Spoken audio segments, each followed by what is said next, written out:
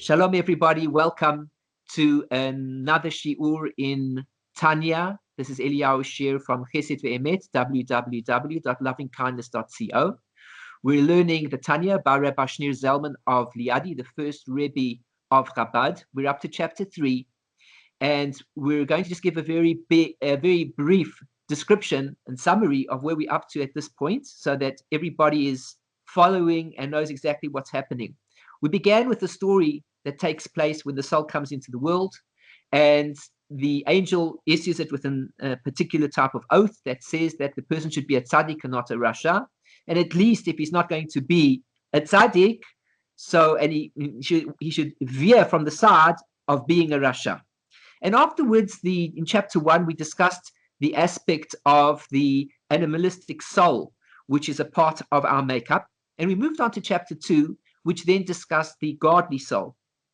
After chapter 2, which discussed the godly soul, we come to chapter 3, which is detailing more about this godly soul.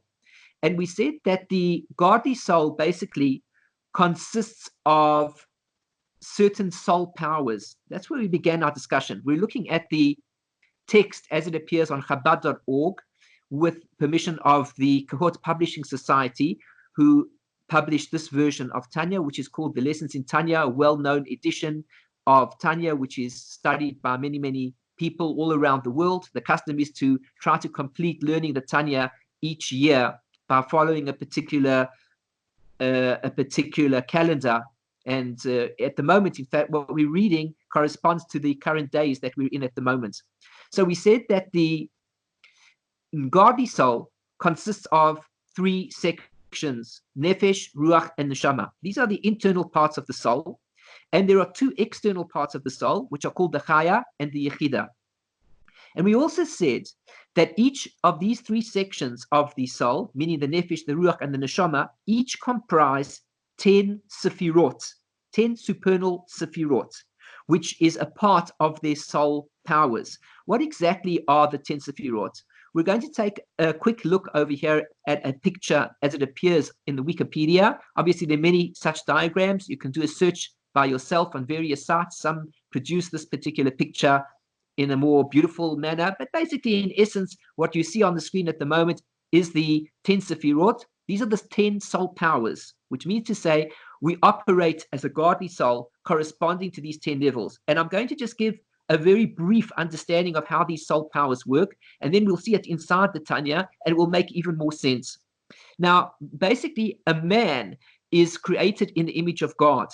And that means to say not that God is a human being, but rather that he created a particular spiritual entity which he wants us to be manifest as and to perfect ourselves within that corresponding power system. And if we look at this picture of the supernal Sefirot, the 10 Sefirot, we will see over here that it actually looks somewhat like a human being.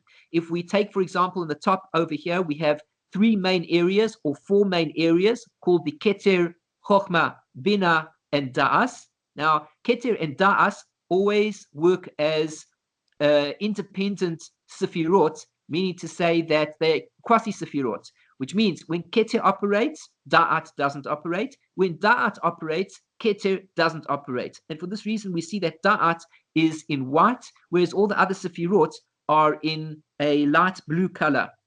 Basically, what we have over here is the 3 top Sefirot, which the Tanya describes as full of Kabbalah.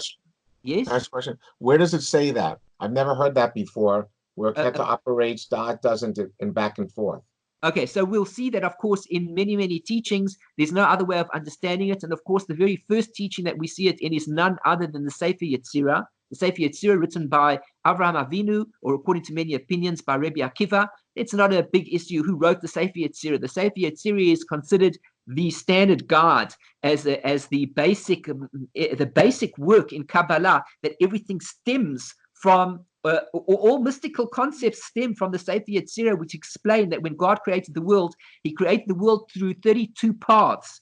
And these 32 paths are the divine energies, and they go through the concept of the 22 letters and the 10 digits. Everything in life corresponds to 22 letters and 10 digits. All of knowledge corresponds to 22 letters and 10 digits, which means to say I can take the most complex mathematical equation in all of existence and I can simplify it down into 10 digits from 0 to 9, which is one of the reasons that a man, again, is created with 10 fingers and 10 toes, because everything corresponds to the concept of tens. And with 0 to 9, I can make any mathematical formula I want to, as complicated or as simple as I want to. Everything in existence, all buildings, all mathematics, wherever numbers are used to create something, I need only 10 numbers, 0 to 9. Now, those are 10 paths of wisdom, but there are another 22 paths of wisdom, and these correspond to the 22 letters of the Hebrew alphabet, Aleph to Taf.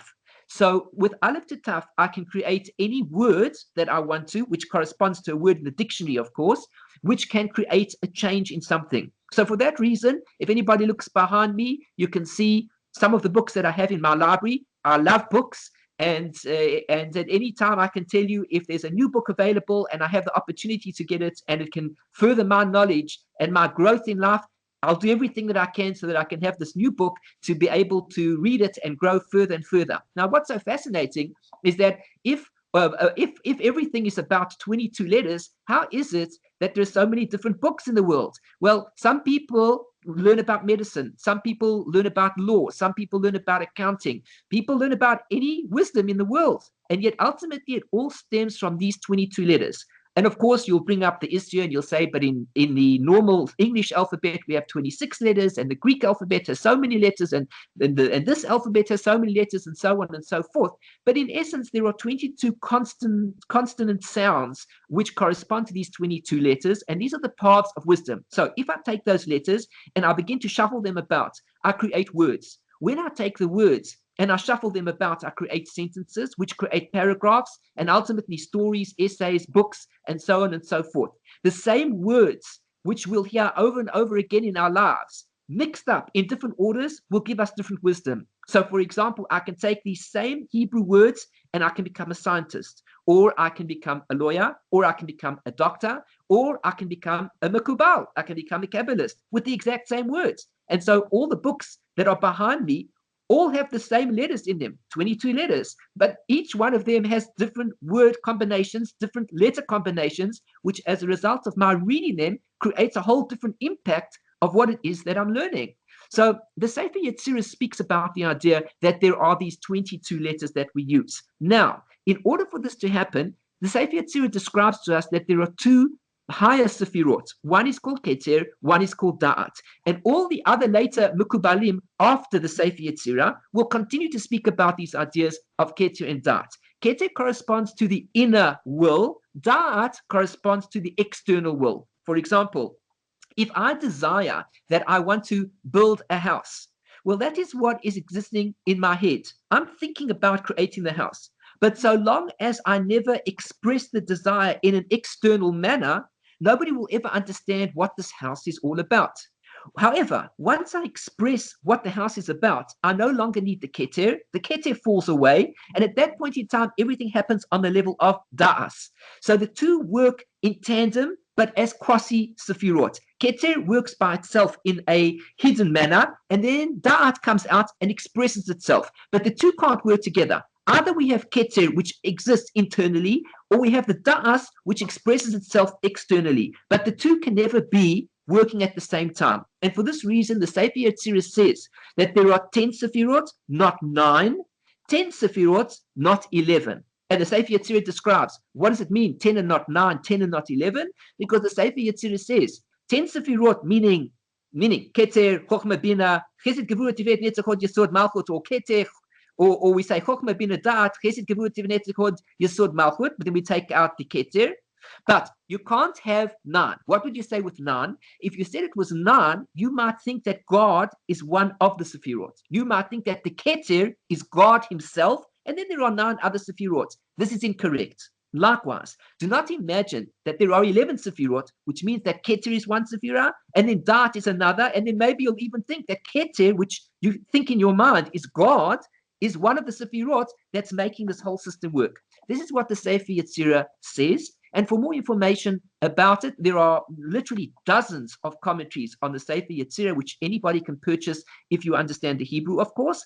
And if you don't understand the Hebrew, my suggestion is to purchase the Aryeh Kaplan, the Rabbi Aryeh Kaplan edition, in which one can see the Hebrew, the English, together with the commentary, and there one will see the Mishnayot of the Sefer Yetzirah, which I've just described with the 10 and then not the 9, and how they're the 22 parts, the 32 parts of wisdom, etc., etc. These are clearly Mishnayot within the Sefer Yetzirah. And then as one begins to learn more into the mystical works, one begins to start seeing how the Partzufim begin to function, and how they function within the aspect of the Keter, which happens behind the scenes, and the Da'at, which happens in the front, so that we can see what's going on. And that's the basic source. Having said that, let's take a look at these three levels. We have Keter, Chokhmah, and Binah. These are the three head levels that corresponds to the seichel of a person's mind. This is a person's mind. What's going on in his mind? Likewise, we can say, let's ignore the Keter for a moment, Chokhmah, Binah, and Da'as, which is Chet, the Beit, and Da'at. So we have Chabad. Chabad. This is the Chabad. And the Chabad is the intellect of a person. That is why, for example, we know that the Lubavitch Hasidim are called Chabad Hasidim, because their whole framework of connecting with God is through the intellect, through using the intellectual faculties of a person's existence in order to connect with God. They don't call themselves Kachav Hasidim, they call themselves Chabad Hasidim. We'll see in a moment why that is. There are also other Hasidim in the world, as we know, and they are not called Chabad Hasidim. They are called the Chagat Hasidim. And this corresponds to the Chesed, Gevura, Tiferet. Ch from the Chesed, G from the Gevura, and T from the Tiferet. Ch, G, T, Chagat. They are called Chagat Hasidim. And whereas the Chabad Hasidim are dealing with the aspect of cleaving to God through the intelligence, through the intellectual faculties, the Chagat Hasidim are the emotional Hasidim, which means that they connect to God through the emotions. It does not mean to say that if you're a Chagat Chosid, that you cannot cleave to God with Chabad. And if you're a Chabad Chosid, you do not cleave to God through Chagat. It just is that the emphasis on the two different types of Hasidim are expressed in a different way. Chabad are expressing themselves through the intellect, whereas the Chagat Hasidim are expressing themselves through the emotions. Here, in the first three Sefirot, we speak about intellect, whereas down below over here, we have 1, 2, 3, 4, 5, 6, 7. We have 7 Sefirot, which are more the emotive Sefirot. We'll discuss each one in turn, and then we'll see how it all follows. Now, what happens is as follows. The Keter is the crown. It sits on top of the head, and within it, so to speak, we have all potential that could happen from this. It's the surrounding skull, and from here, everything can happen. Now, within the Keter, within the skull, which we're going to ignore for now because we're doing away with the Keter, we have Chokhmah, Binah, and Da'at. We have Chabad. And this corresponds as follows. The Chokhmah is what we call wisdom, or in fact, in normal English terminology, we speak about Chokhmah as being knowledge. But Chokhmah is not knowledge in terms of the translation of Da'at, which is knowledge. Chokhmah is knowledge in terms of the idea of the acquisition of information. When one acquires information and one begins to expand on all the information that one acquires, that is called Chokhmah. So, for example, a person who reads a lot can be called a Chacham. And therefore, a student of Torah who learns a lot of Torah is called a Talmid Chacham because he learns a lot.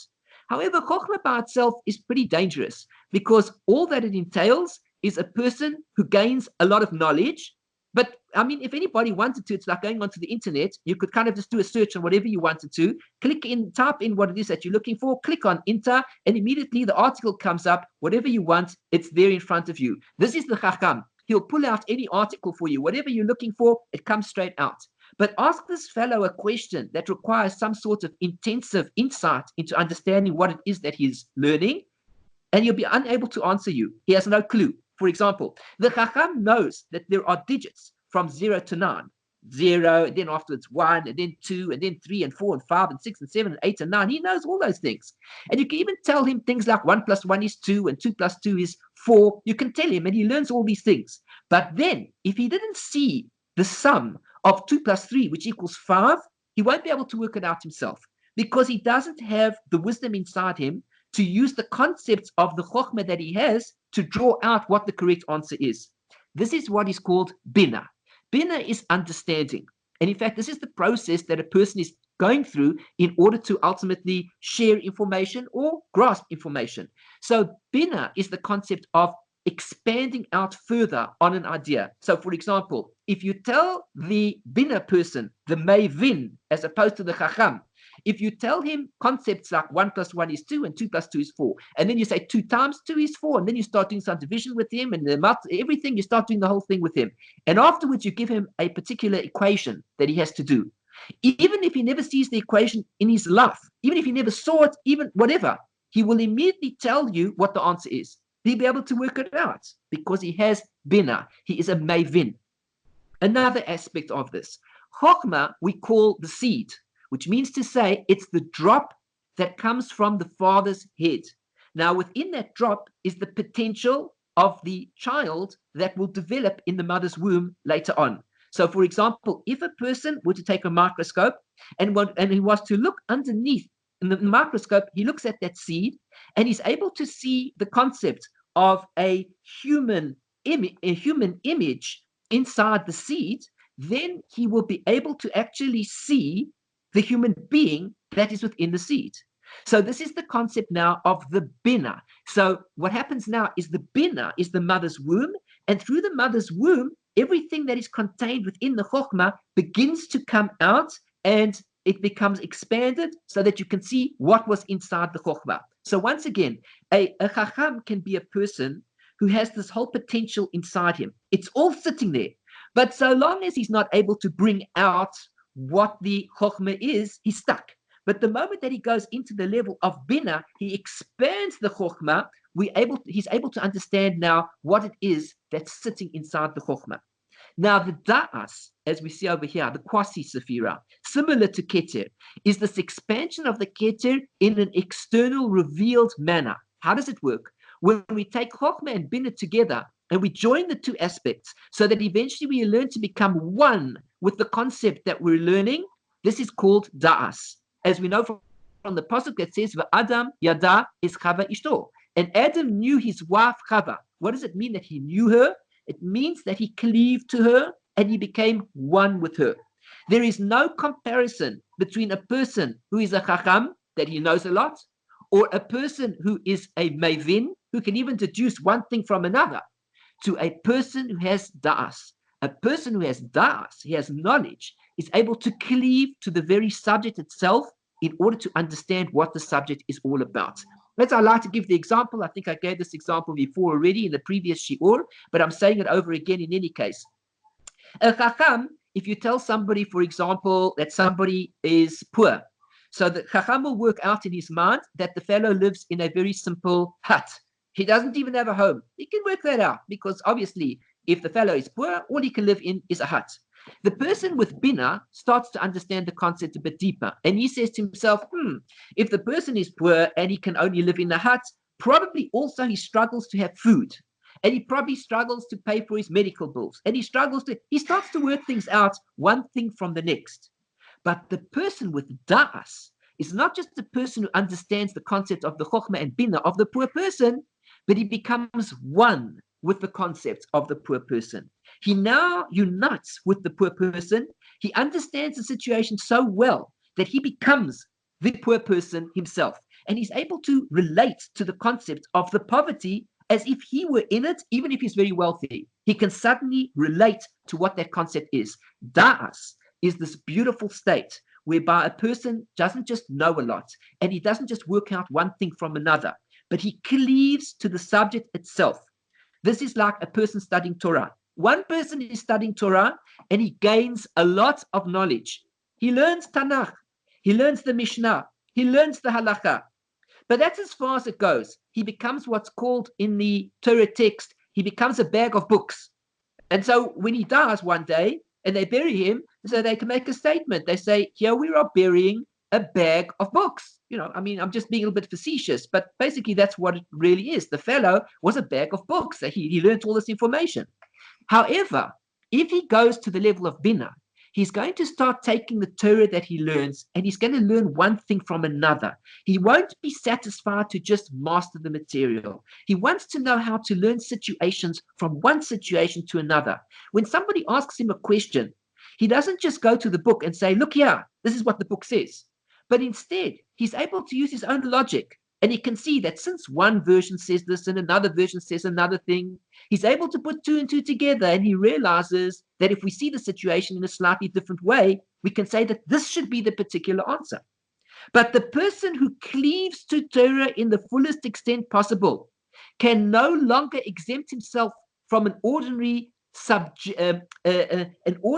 objective manner in which he completely removes himself to a degree that he no longer sees what's going on, but rather he becomes the very topic itself, which means to say that when the question is raised in front of him, he sees the fullness of it to a degree that he is cleaving to the topic so that he can know how to answer the person in the best possible way. And all I can say is this is really what makes the difference between a standard rabbinical scholar, somebody who might just give general answers in a certain way, and somebody who has learned to expand his mind in such a way that when questions are brought to him, he doesn't just think of them in terms of the books he's read, and he doesn't even just think of it in terms of the logic, but he sees the real situation taking place, and he's able to adapt the answer in accordance with the person, in accordance with the circumstance, in accordance with the generation, in accordance with the time period, in accordance with everything. That is the person of Da'as. If a person never comes to learn Torah on the level of Da'as, he will never come to appreciate what Torah really is all about. And we're going to learn more about this in the Tanya, so we can see how to relate to that within our Torah learning itself. Now we come to the next Sefirah over here, Chesed, and then by the way, everything corresponds to the human body, as we see over here. Keter is the main skull of the person, as we see right on top. Chochmah corresponds to the right brain, as we see. Bina corresponds to the left brain, as we see. Da'as is the middle brain. There is a middle brain, and that is the position, of course, that the tefillin are really resting on. The tefillin are resting on that very midpoint over there of the da'as, where the chokhmah and the bina are meeting right up at that very middle point where the optic nerve reaches exactly into the middle point of the head at that point. That's the da'as. Then we get to the chesed. Chesed corresponding to the right arm, as we see over here. Gevura corresponding to the left arm. Tiferet corresponding to the main body. Netzach corresponding to the right leg. Hod corresponding to the left leg. Yesod corresponding to the sexual organ. And Malchus corresponding to various things, either the feminine mate of the male, or alternatively to the bris of the yesod, of the sexual organ, the bris, the very top of the sexual organ, or some people would even say going right down to the feet of a person, which is the malchut, which means if you take the body from top to bottom, then the malchut would be the feet, which ultimately are going to take him to his destination. But now let's just go back over here for a moment to the chesed. So chesed is kindness, which corresponds to the right hand. Once a person has gone through this stage of wisdom, whereby he starts to think of things, of how to deal with matters, he can then start to implement it on an emotional level, which means to say, how is he going to deal with this particular knowledge so that it actually expresses itself externally to the outside world? The first thing that comes about is his chesed, is his kindness. Now that he realizes what it is that he's gained, he wants to give of himself in a certain way. And he decides, I'm going to give in this particular way, chesed. He uses his right hand to give the charity, and all is well. However, that's not good enough, because in order to become a balanced person, he needs to understand that chesed by itself is dangerous, just like chokhmah by itself is dangerous, or bina by itself is dangerous, or da'at by itself is dangerous. All of this needs to work together in order for the human being to be completely balanced. After chesed comes the sefirah of gevura. And gevura is the sefirah of restraint, because what's happening here is that in order to give something to somebody, one has to also know how to hold back. There are many such examples that one can think of, but one must do it in the right way. So, for example, chesed is the idea of giving a child some ice cream because the child enjoys ice cream. And what happened to the person is when he saw that the child was sad, He was thinking in his mind. He saw the child in Chokmah, and then he was thinking in his mind in Binah that how could he make the child a bit happy because the child looks sad. And then he came to realize, you know why the child is sad? I can understand it. I can understand because I can imagine myself as a child. I'm walking down the road. It's a hot day. It's difficult to deal with. It's heavy walking. I've got short legs. It's hard for me. And he realizes an ice cream is in order. So he thinks to himself, you know what? I'd like to buy this child an ice cream. And he says to himself, let me use chesed to give the child the ice cream. However, if he goes to the ice cream seller and he says to the ice cream seller, so give my child an ice cream. And the ice cream seller says to him, yes, certainly. And he puts on 8 or 10 spoons of ice cream on top of this cone. Well, of course, when the child eats it, the child is going to be sick as anything, and it's going to be dangerous for the child. So therefore, when the person gives the ice cream, he has to hold back. He has to use these emotions of gevura to say, even though the child might enjoy an 8 spoon ice cream, actually what he really needs is a 1 spoon ice cream, and that's the gevura. And when he puts these Sefirot together, he blends them together, he gets to this beautiful Sefirah here called Tiferet. And Tiferet literally means beauty, because that's what's happening. When we blend the Chesed with Gevura, or the Gevura with Chesed in the right way, we will get something beautiful. Each person must get what is most suited for them.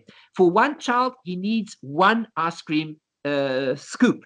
For another child, he needs a chocolate ice cream, and another child needs a fudge ice cream, and another child can't eat that because, they're not well, so they can't eat that, so you give them a banana. Whatever it is, it makes no difference. The point being that when we blend the chesed and gevura together, or the gevura to the chesed, we get a blend of what's called tiferet, and we say to ourselves, this is going to be best for the child. I'm going to give him this particular ice cream. Now, the thing is this. We then move to these next sefirot over here, the triad of what's called Netzach, Hod, and Yesod, or Nahi, Netzach, Hod, Yesod, Nahi, the Netzach, Hod, Yesod. The last triad, which deals with what's called the victory, the splendor, and the foundation. Now, what is actually happening over here are 2 different aspects within ourselves. The first aspect of Chesed, Gevura, and Tiferet apply to ourselves as we imagine it in our heads. In other words, in our own heads, we think of what's going to be best to do. But the Netzach, Hod, and Yesod are the final factors in accordance with the other person. Here we actually consider how much we would give because what is best for the child. Whereas in Chesed, we were speaking more about just giving the ice cream. And Gevura, we were saying, I'm not prepared to give 3 ice creams. I'll only give 2 ice creams. And the Tiferet says, well, actually, maybe I should only give 1 ice cream. But that wasn't taking into account the child at this stage. The Netzach, Hod, and Yesod take the child into account. And the Netzach says, okay, now that I'm going to give it to the child, I must think about what is best for the child. And that's the aspect of giving. I then hold myself back within the aspect of giving to this particular child, which is the Hod. And then what happens is ultimately I have the ice cream over here in my hand with the scoop on it. This is the Yesod. And then at this point in time, I hand the ice cream over to the child, and that's the Malchut. In actual fact, whenever we make a decision in life, no matter what it is that we do, we go through all of these levels within ourselves. And the trick over here is to be able to perfect ourselves within all these levels so that we become balanced people. That means to say, we need the balance of Chokhmah, we need the balance of Binah and Das, Chesed, Gevura, Tiferet, Netzach, Hod, Yesod, and the Malchus. When we do not balance ourselves correctly, we bring damage to our bodies, to our souls, and we hurt people along the way.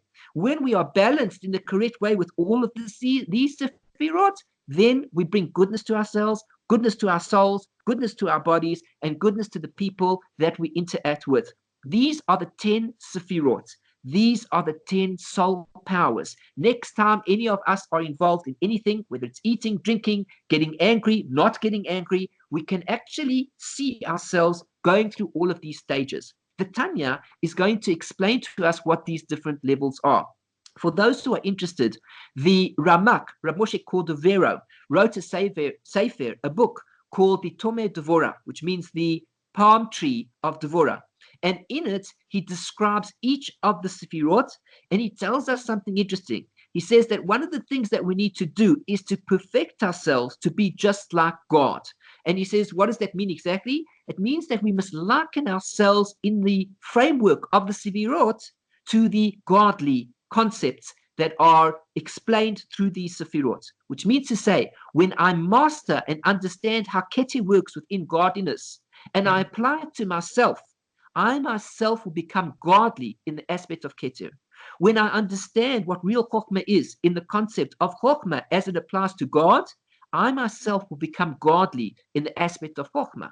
And so on, with Bina, with Da'as, Chesed, Gevurah, Tiferet, Yesod, and Malchut. When I perfect myself within each of these Sefirot, I will be able to be godly, just like God is godly towards me and gives and bestows in certain ways. I too will become a godly being because I will perfect myself in the aspect of these 10 Sefirot. It's a wonderful Sefer. You can see it online. You can purchase it. It's got a beautiful English translation that's available. Rabbi Moshe Miller, who translated it with commentary at the back, well-known edition. You can also see it online, as I say, and in the Hebrew, and there are various translations available, and Shiurim, and so on and so forth.